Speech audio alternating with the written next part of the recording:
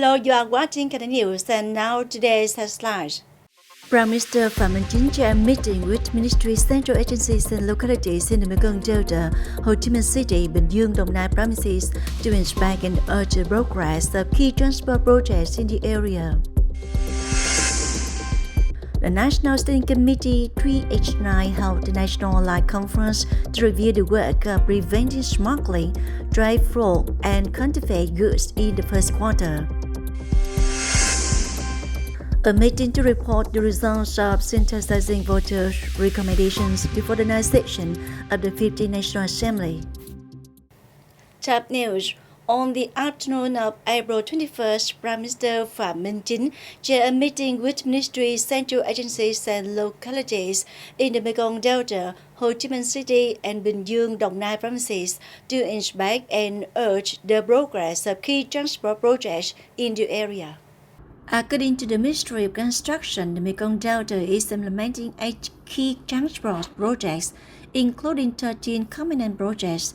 It's expected that 7 projects will be completed in 2025, the rest after 2025. Many projects have achieved positive progress, such as Rạch Miễu Chu Bridge, Cao Lãnh Lộ Đại Expressway, Châu Đốc Cần Thơ Sóc Trăng Expressway section through An Giang and Hậu Giang, and so on. However, some projects are still behind schedule due to land acquisition problems and a lack of construction materials, especially sand and stone. The total demand for sand is more than 57 million cubic meters, but only more than 54 million have been licensed. Some localities are urgently supplementing the supply. In his directed speech, Prime Minister Phạm Minh Chính requested localities to hand over all project sites before April 30th due to proactively remove difficulties in procedures, materials, equipment, and construction personnel. He emphasized the determination to complete the projects in 2025-2026, contributing to the formation of a synchronous transport network, promoting socio-economic development in the whole region. For Rạch Miễu Chu Bridge, the Prime Minister requested to strive to open the entire route to traffic on the occasion of National Day, September 2nd, 4 months earlier than planned. As for Cần Thơ Cà Mau Expressway project, the Prime Minister directed that it must be completed in 2025. On the afternoon of April 21st also, the National Steering Committee 3H9 held a national online conference to review the work of preventing smuggling, trade fraud, and counterfeit goods in the first quarter of 2025 and to review the implementation of peak plan to prevent smuggling, trade and fraud, and counterfeit goods during the Lunar New Year. Deputy Prime Minister Bùi Thanh Sơn, head of the National Steering Committee 3H9, chaired the conference. In the first quarter, the National Steering Committee 3H9 and provinces and cities across the country strictly implemented the directives of the government. The Prime Minister and National Steering Committee 3H9 on the fight against smuggling, trade fraud, and counterfeit goods. As a result, local authorities arrested and handled 30,651 violations, down nearly 8% over the same period, of which 6,754 cases of trading and transporting prohibited and smuggled goods were arrested, up more than 74% over the same period. Nearly 4,617 billion đồng was collected for the budget. Deputy Prime Minister Bùi Thanh Sơn, head of the National Steering Committee 3H9, requested ministries, departments, and Central Steering Committee 3H9 and localities to continue to thoroughly grasp policies, legal regulations, and relevant documents on combating smuggling, trade fraud, and counterfeit goods, while at the same time strengthening management and better controlling the market, closely coordinating with sectors and localities in the fight against smuggling and trade fraud. On the morning of April 22nd, Cần Thơ National Assembly delegation, including Major General Nguyễn Văn Thuận, head of the National Assembly delegation, member of the Steering Committee of the City Party Committee, Director of the City Public Security, Mr. Đào Chí Nghĩa, Deputy Head of the City National Assembly delegation, Mr. Nguyễn Thanh Phương, Party Secretary, Chairman of the University Council of Cần Thơ University, had a meeting to report the results of synthesizing voters' recommendations before the ninth session of the 15th National Assembly. Units in the city organized 10 meetings with voters, with more than 1,300 voters attending. Thereby, 54 voters participated in contributing their opinions before the ninth session of the 15th National Assembly, in which voters of the city recommended that the government pay attention to fully and promptly implementing support policies and ratings for those who entirely or voluntarily quit their jobs after restructuring and streamlining the apparatus, and at the same time have appropriate treatment regimes for redundant cadres and non-professional cadres after restructuring the apparatus, soon have support solutions and at the same time negotiate with trade partners who are expected to impose too high tax rates, 10% basic and 46% counterpart, currently extended for 90 days to restore the previous tax rate or a more suitable one.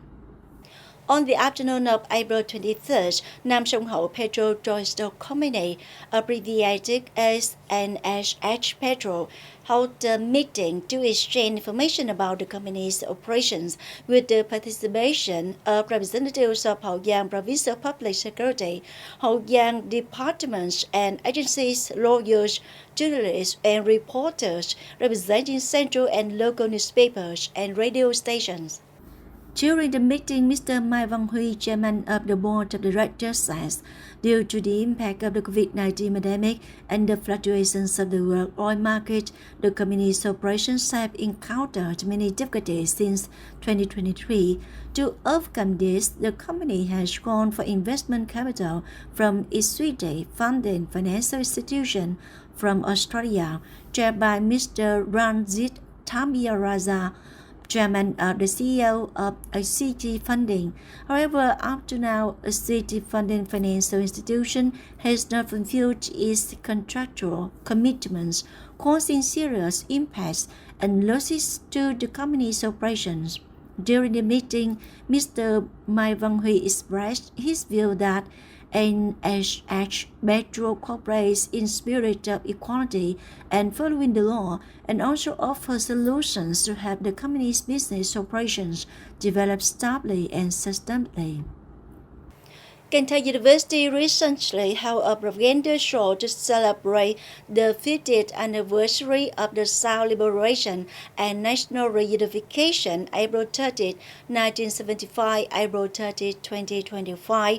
The event was co-organized by the Veterans Association of Cần Thơ City and Cần Thơ University to foster and awaken the patriotic spirit among the youth. Participants were treated to thrilling and emotional performances such as the dance marching under the military flag, the male chorus, the road ahead, the song of Trường Sơn, the dance, the Great Circle of Vietnam, and the medley of the aspiration of youth and youth following Uncle's teachings. These were performed by the art team of the Veterans Association of Tân Kiều District and Cần Thơ University.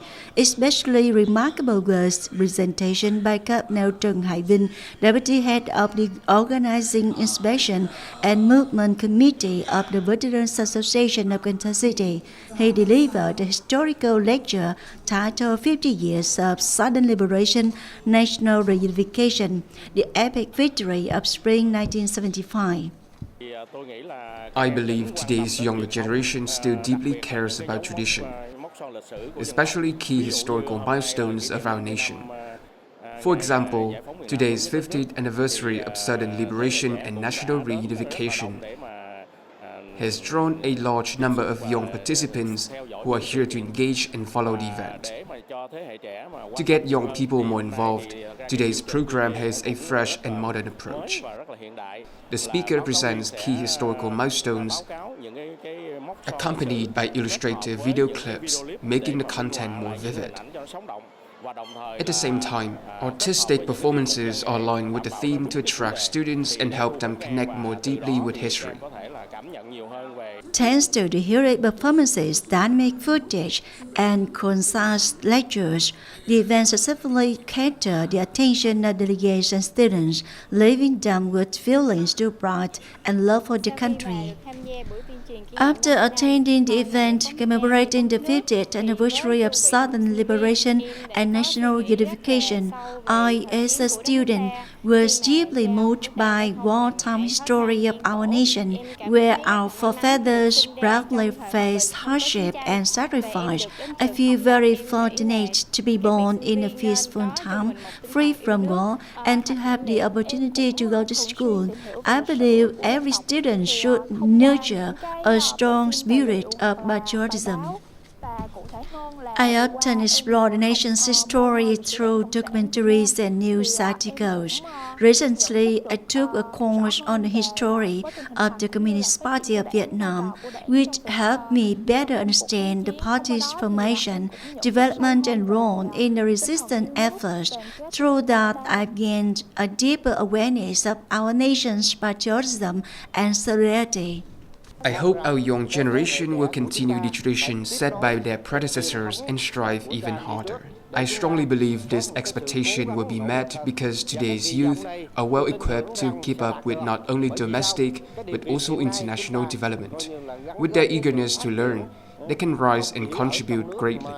I also hope they will always give their best to honor the sacrifices of earlier generations and pass on the flame of patriotism, so our country can remain strong and peaceful. Traditions is the cradle that nurtures the youth and drives the younger generation forward. Events like this play a vital role in fostering patriotism among young people, becoming a source of national strength.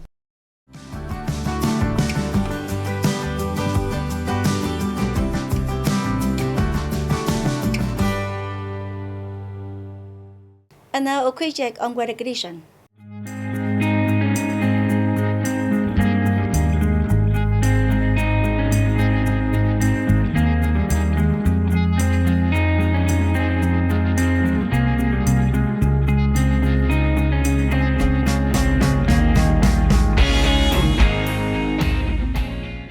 Thank you very much for your attention. Please visit us on website kênh TV.vn. Bye for now.